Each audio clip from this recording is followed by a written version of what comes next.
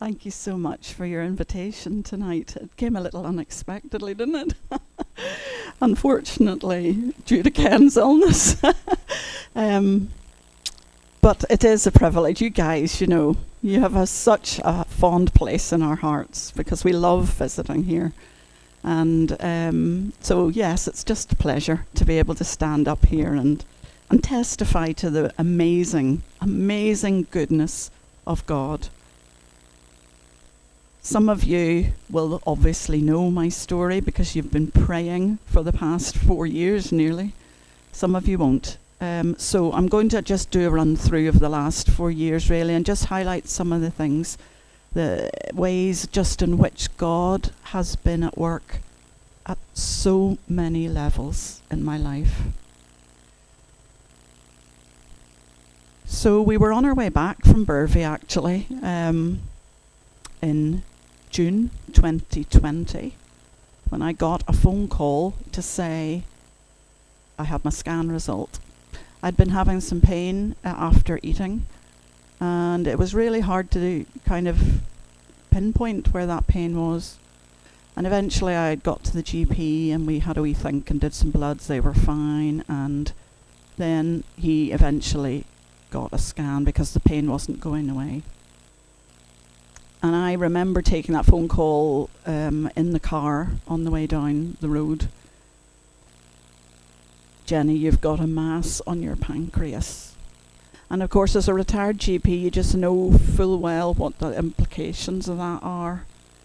And we were immediately plummeted into a really hard place. Never mind the shock of it, I guess, but knowing all the medical ins and outs of how awful a cancer that is to get. And sure enough, I had been diagnosed with pancreatic cancer. And I remember saying to Niall at the time, God is bigger. That was the first thing that came out of my mouth actually. God is bigger than this. This is no surprise to God. All will be well. Those are the three things I'd said, and honestly, I knew God was bigger than it. I knew it was no surprise to him. Was all going to be well? I really wasn't so sure, if I'm totally honest. So we went and we got referred through to Dumfries Hospital fairly urgently, and this is in the middle of COVID, of course, so all my hospital appointments were solo appointments. Niall couldn't even get in with me, and but the first real sign that God was going to do an amazing work was actually the night we got home from having had that phone call. And I woke up at about 3:30 in the middle of the night, really suddenly. And I cannot describe the tangible presence of God that was in that bedroom that night. There was a profound peace, and I have experienced God's presence before, but that was undoubtedly the most profound peace I have ever experienced. You could have literally reached out and grabbed. The whole room was filled with peace, and it was so astounding. I just sat straight up, like I couldn't do anything else but just come awake. All of a sudden I thought, whoa, what's going on? And I said, Lord, you're here. And just very quietly he said, I'm going to do a new thing in your life. I'm going to give you boldness to bring souls to Jesus. Souls that need to hear the gospel. And there was no indication of when this was going to happen, how long it would take, or how that would even work out. And I just went back to sleep again. But I just felt that I had been commissioned by God. So even then I determined I was going to speak about Jesus no matter what, because I met a lot of people in the National Health Service. Our lives were instantly filled with appointments, one after the other. Yeah. And I was told then that my initial scan showed that it hadn't spread any further, and that was just God's goodness right there. Because so often, what is it, over 50% of people diagnosed with pancreatic cancer don't even make it to treatment. The statistics are so awful. And it's generally a late diagnosis anyway, because your pancreas sits right at the back of you, so it doesn't really impinge until it gets to a certain size. So you could be none the wiser. Interestingly enough, I had a very big tumour on my scan. And here's the next thing that just amazed us. They spent such a long time in Edinburgh at the multidisciplinary team meeting over my scans because they couldn't work out why my tumour was so large, and yet it hadn't actually invaded any of the structures around it. It had pushed them all out of the way. And they just couldn't make head nor tail of this. They did think it was maybe some rare kind of thing, but it was behaving altogether differently. Like, they described it like it had a protective capsule on it. Do right there, is that not God's goodness? At a microscopic level, he intervened because he knew what was coming, even though we didn't. So I embarked on what they call top of the range chemo. I was fit for it. Not everybody is. It is fierce. It is really fierce. I had 4 cycles, one every fortnight. And I felt so ill because I was not well. And I felt ill doubly because I had chemo that was really awful. The side effects were horrendous. I had no appetite, like zero appetite. I had to force myself to eat. And I think probably one of the worst things was I was hit, when the shock wore off, I was hit with a real tidal wave of fear and anxiety that this was not going to work out well. And that was undoubtedly, those times through that first chemo was undoubtedly the greatest suffering I think I went through in the whole journey. And I really tried to pray. I really tried to read my Bible and make a determined effort to stay close to God. But I could not sense God or experience him, or everything was a complete act of faith, because I was not in the same place as I had been with the Lord.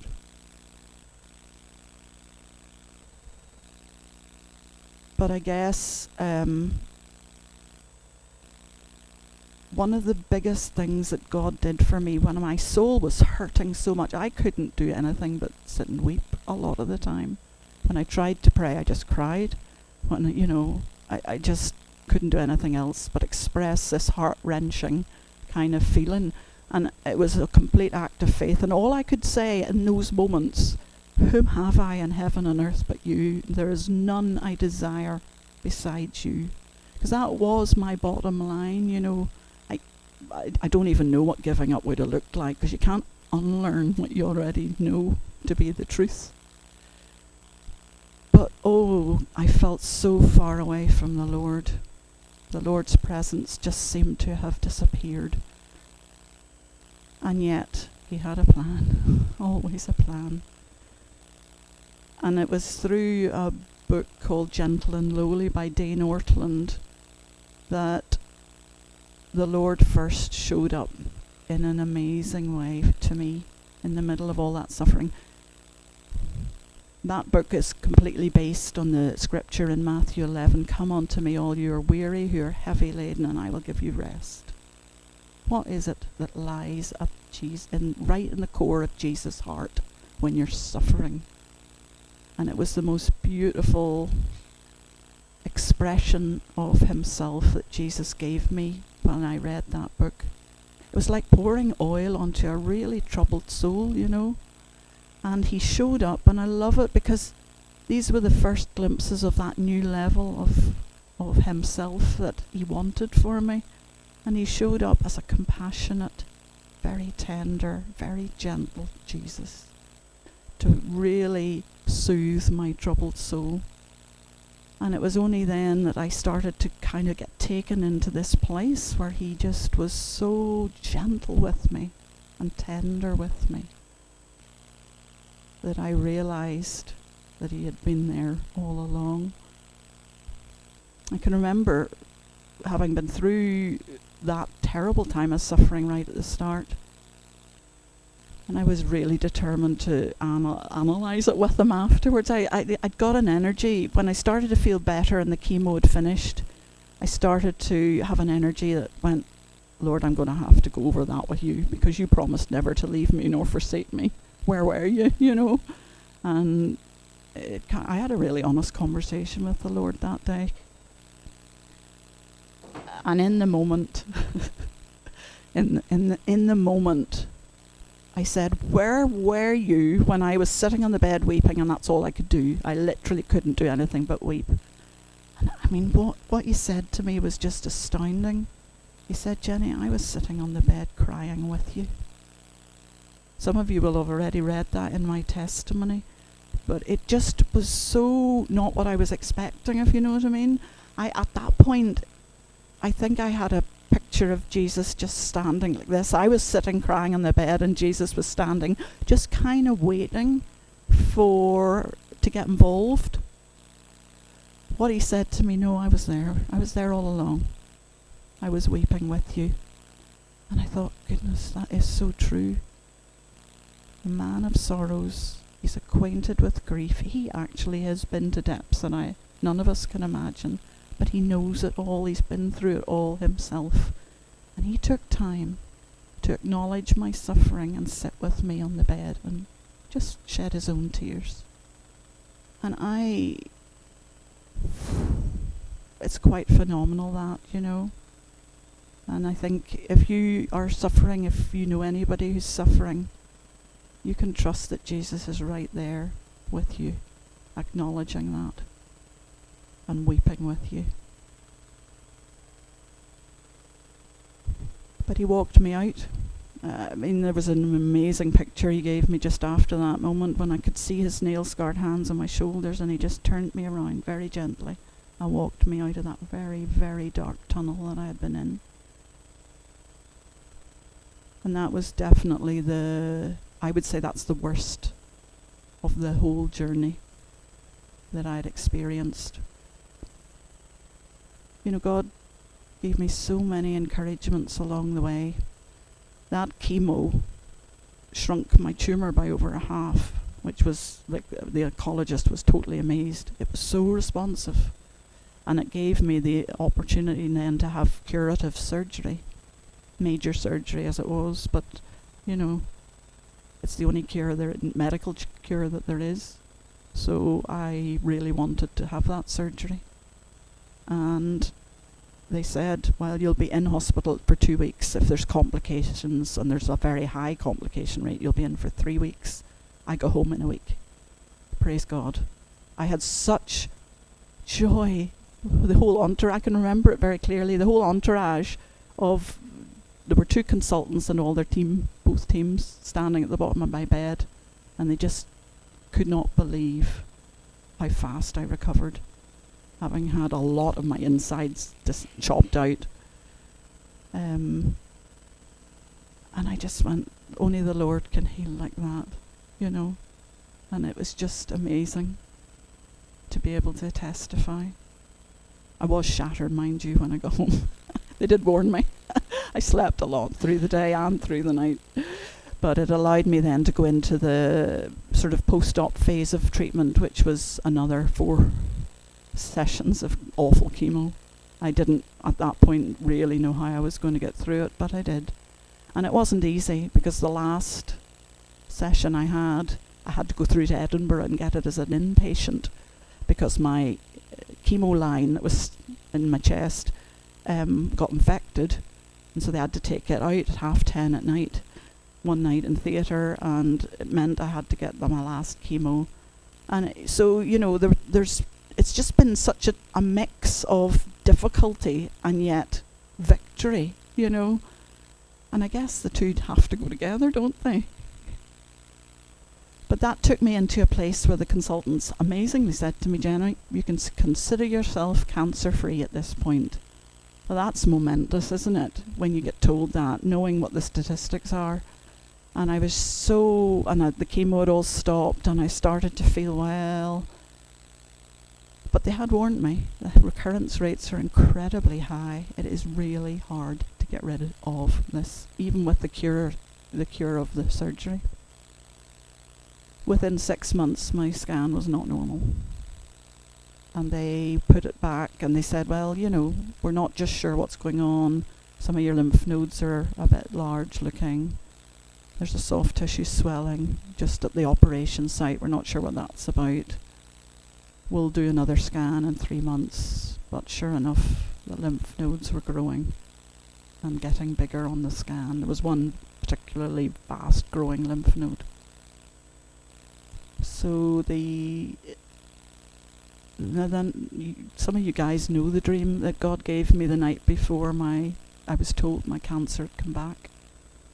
But I'd had this phenomenal dream, which I woke up and I had absolutely no doubt was from the Lord. And it was Niall, Katie, our youngest daughter who lives with us, and myself in a little light aircraft. And none of us, we were all very content, even though there was no pilot in the cockpit. That would freak me normally. But there was no pilot in the cockpit. And the plane, we knew it had to land, and we were just waiting for that to happen. The plane had to fly backwards, which planes can't do, by the way, because an aeronautical engineer told me that when I shared it with them. And then it had to do a loop-the-loop to right itself, and then it landed just with the smoothest possible landing. And well, 3 of us got out, and we went, and we could barely speak in the dream. How did that happen without human intervention? And I woke up and I just knew all was going to be well ultimately. God had graciously given an indication. So the number of times I relied on that, because this has been a long old journey, It's not quick, it's not speedy, it's not somebody laid hands on me and I had a miraculous healing, This has been a journey of healing for me. And in the end, I ended up with a liver secondary, and I chose to go back to chemo. But some of you'll know that some things happened at that stage, because we were still trusting. We were still asking for full healing. We were trying to align ourselves with what we believed God's heart was for me. And you remember the John Miller service here? When Patrick told me that John Miller was here, and I tell you, I had to be in the front row that day. And I turned up so early that they just about opened the building, It's like standing outside waiting. And John prayed for me, and it was quite some evening actually. It was an amazing evening. I wasn't aware of anything happening at the time. I was on painkillers at that point, because my lymph nodes were growing fairly fast, and it was causing me some pain. But probably within about a week of that healing service, my pain got worse. Oh, I thought, that's not good. What's that about? And then I remembered Julie Miller had said, don't forget, the enemy will oppose healing. Just keep resisting. So I went, right, Lord, you've reminded me of that. I'm going to just dig in and resist. And I put up with significantly increased pain for about 3 days. And I went, no, I'm not having this. I'm just not having it. And then a part of me was going, oh goodness, I'm going to have to get some stronger painkillers soon if this doesn't go away. And the morning I was due to go back into chemo again, like maintenance chemo this time, I thought, I haven't wakened up with pain this morning. Normally it wakes me when I'm due my painkillers. That's interesting. I thought, I'm going to have to keep an eye on this. So I went and got my chemo, and by the time I got actually to the next set of painkillers that I was due to take, I thought, I haven't much pain at all.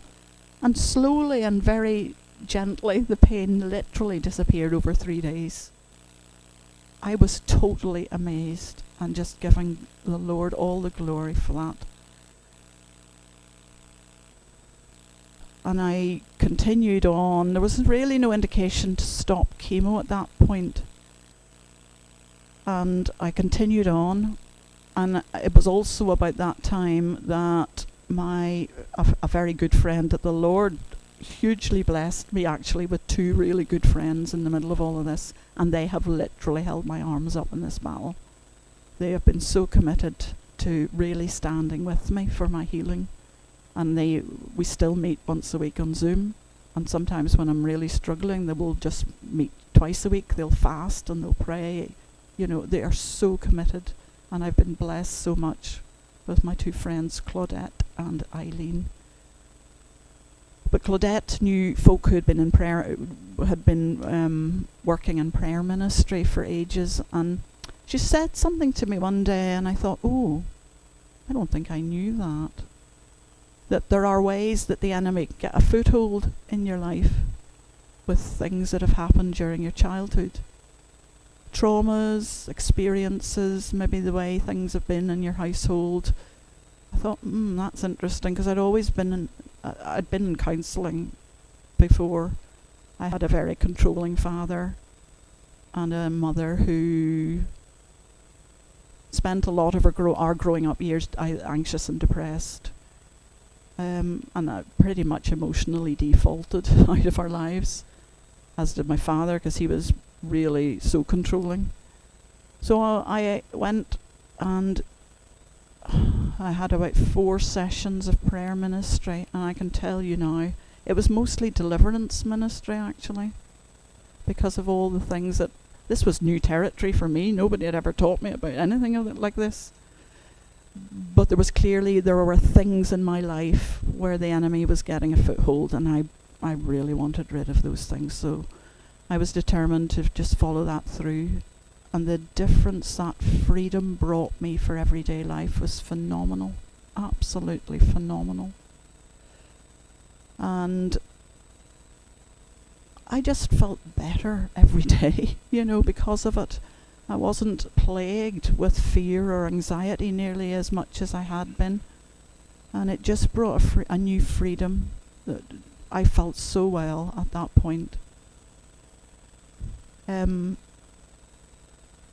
The maintenance chemo continued, and actually it continued a lot longer than they were expecting, because they said to me, loads of people would have given up by now and just said, no, I don't want any more. But I was getting on relatively well and functioning really well with it, and so I just kept going with it. And about, it was a year and a half actually of that, and yet, I wasn't living a normal life, and I was still desperate for more of God. That was the one thing that he started to build into my life, having got glimpses of things that he'd done along the way. He just built a thirst and a hunger in me for more, and I could have wept. I was so desperate, it was my, I can't live, I can't breathe without you, Lord. I need more of you. And he was building that sense of hunger and thirst in me, and he was building faith in me. That was the other thing that I really noticed in those days. There was faith was notching up. When I started this, my faith was tiny and weak, but he just gifted me with it. And the other thing I think that was really important and significant, as the year and a half of maintenance chemo was coming up, probably about from before Christmas to just right now, he was teaching me a different way of being that I hadn't really been in before, and he was teaching me how to rest every day in his presence, no matter what was going on.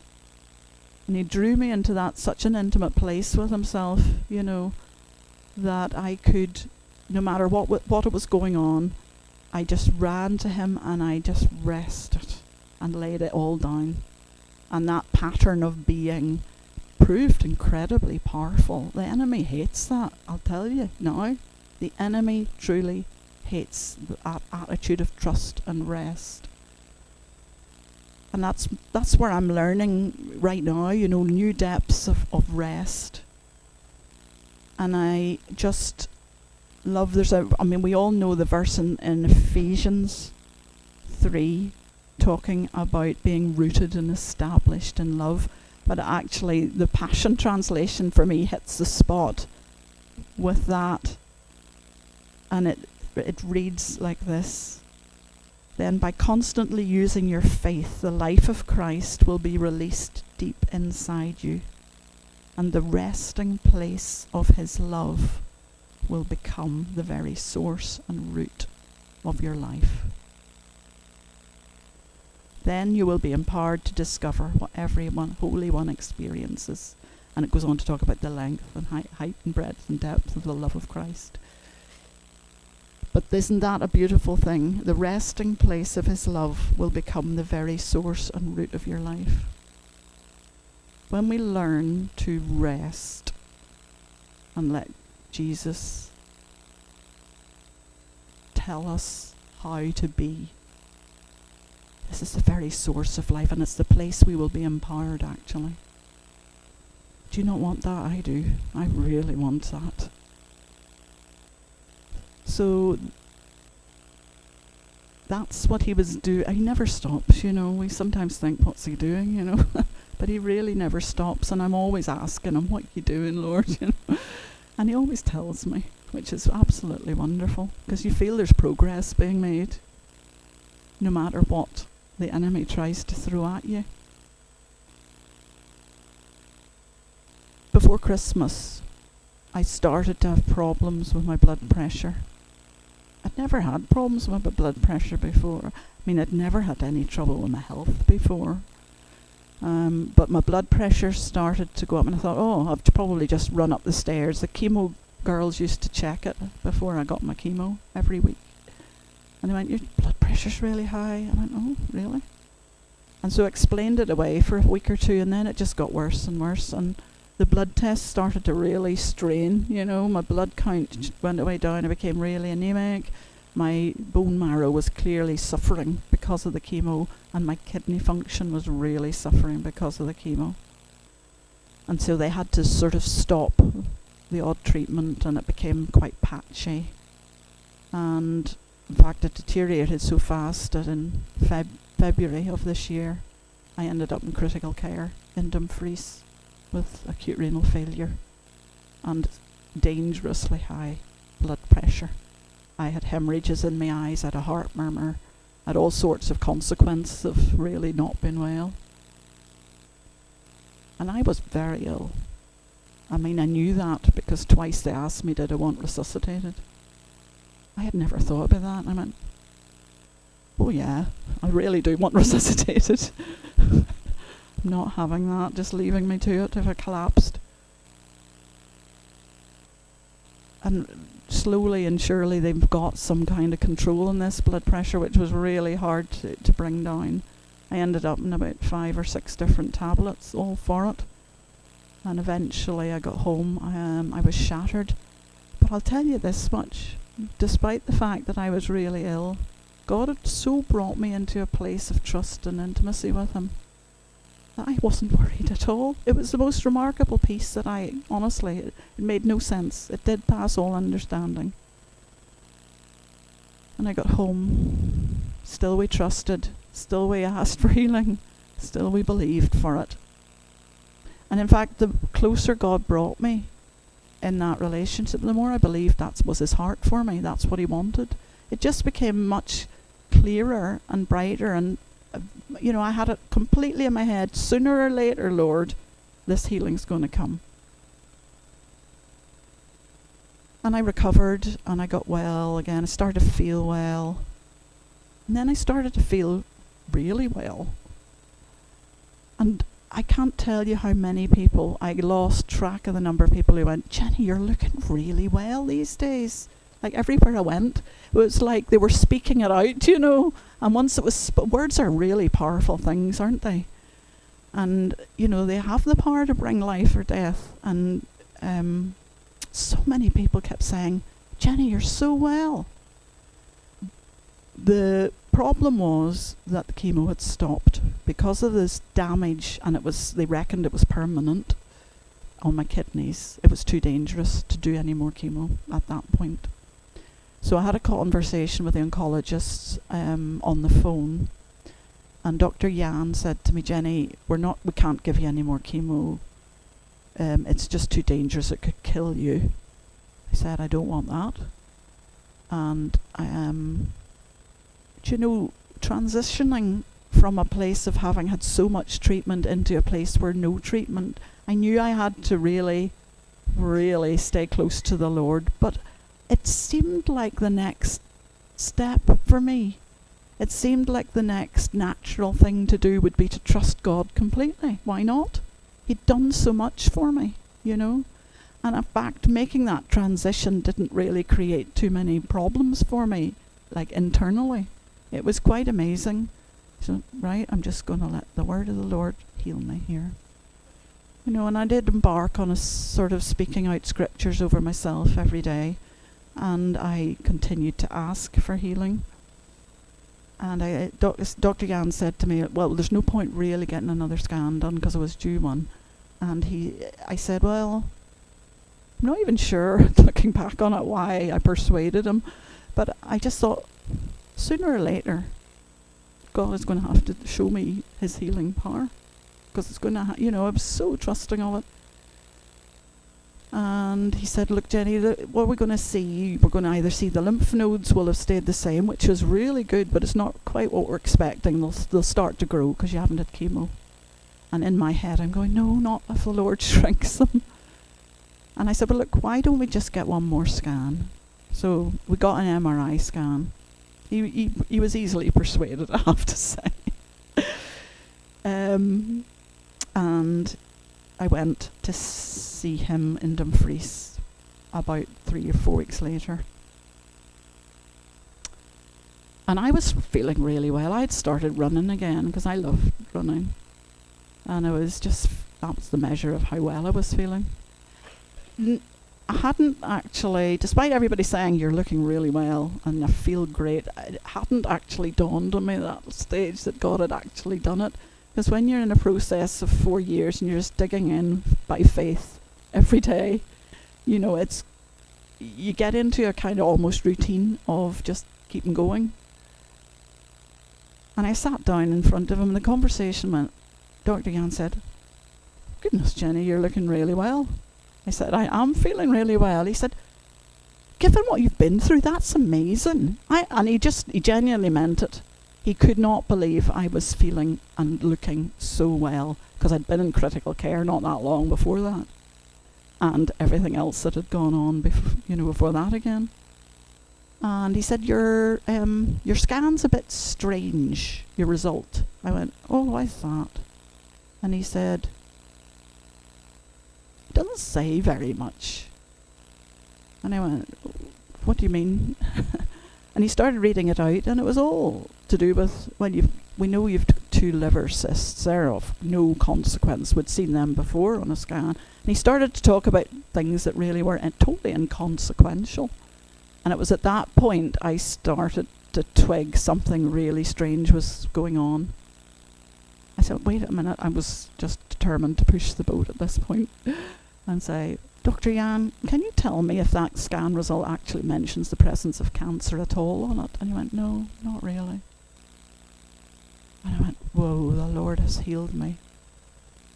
Because all the previous scans that I'd had showed stable disease. Still large lymph nodes, but nothing growing.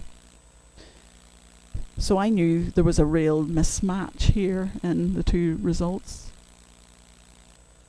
And he couldn't understand it. He says, I can't explain. Are you sure you had a recurrence? He said to me. Are you absolutely sure? And we saw it on a scan. And he went over my old records and got himself in a kind of place where he was trying to understand. He says, I can't understand this. This is so unusual and strange. Those were the 2 words he kept using. It's unusual and it's so strange. I said, I'm going to have to get a second opinion on this. And he actually did punt it back. I mean, I knew that the Lord had stepped in, but he had to do his job, and I don't blame him for it. But he had to take that scan result back to Edinburgh, to the team. And they did come back. It made me smile. He went, the first thing they said was, "This lady's presentation has been unusual right from the start." Their way of getting around this really strange scan was to ignore the MRI and refer back to the scan, the CT result, you know. And that's the only way they could make any sort of medical sense of it.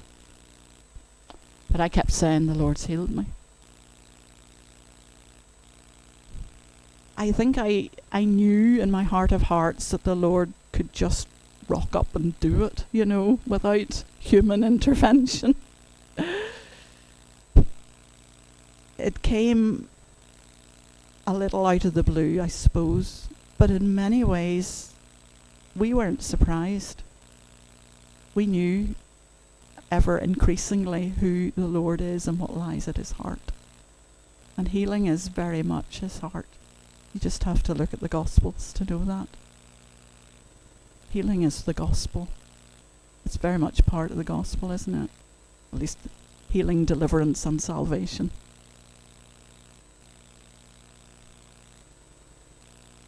I have to walk my healing out though. You think I might be able to just, you know, fold my arms and go, that's brilliant, all the glory goes to God, and we do give him all the glory for it. But the enemy isn't very happy right now with me. I'll tell you now. So I'm still having doubts at times.